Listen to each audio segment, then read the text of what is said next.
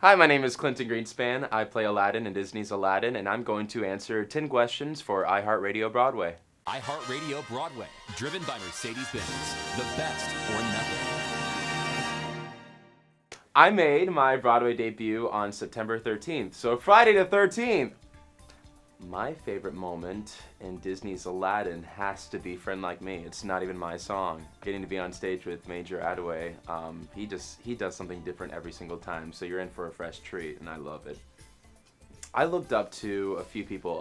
Definitely, I had a small family just by adults, so definitely my mother and my grandmother and my grandfather, but also I have to say I looked up to Jim Carrey. I went to school in Arlington. I was born in Arlington, Texas, and I got an associate's degree in musical theater at a Katy College and Conservatory in Dallas. So I got a lot of my education in Texas before I moved over to New York City. The actual physical backstage visit that kind of threw me was Melissa McCarthy. I was in LA and I didn't even take over the role full time yet. I was an understudy and I got to go on with Courtney Reed. But luckily enough, she was in the audience, so I got to meet Melissa McCarthy and Jennifer Garner. But I have to say, one of my favorite visits was Gwen Stefani in the audience. I lost it because, of course, for that performance, my ensemble costume piece fell apart on stage during Prince Ali. So I was like, this is great, just my wife in the audience while my costume is tearing apart. So we're doing well. If I were stranded on a deserted island, which two Aladdin characters would help me survive?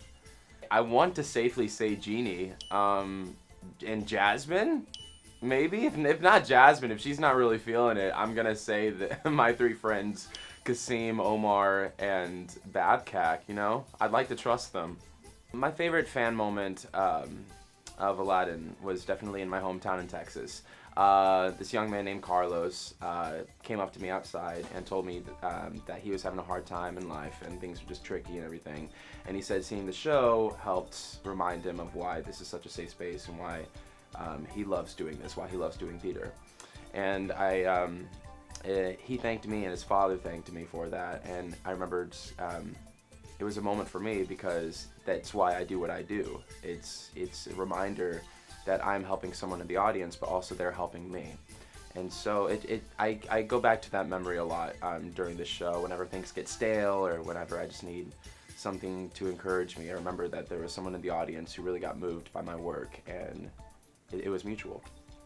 My mentors in the industry, I have to say Major Attaway is definitely one of them. I'm lucky enough to be doing this show with my brother from a hometown, and it's great because I am learning something new every single show. We have talks where I'll just sit down in his dressing room or he'll come to my dressing room and we'll just talk about something, kind of refresh our bodies, refresh our minds, and I grow from it every single time. I also have to say I met Norm Lewis at the D23 Expo, and that man was sitting behind me in a van. He leaned over and started just giving me all this life advice. He started giving me advice about education, advice about next steps and things to work on and things to try out. And I was like, I don't know this guy at all except for on TV or on Broadway recordings, and here he is giving me life advice. So he's definitely a mentor of mine. If I had to survive on 3 cast albums my whole life, definitely In the Heights, Les Miserables, and Mary Poppins. Definitely Mary Poppins. 3 roles on my performing bucket list: Hamilton, Bert in Mary Poppins, and George from Sunday in the Park with George. What do I love about Spiderman? Spider-Man's awesome. I think meeting Tom Holland was probably the most insane experience of my life. What do you mean, how would I do it? This is how you do it. Do I know how to do it? I mean, and then there's the other one where he just, or sometimes he just go,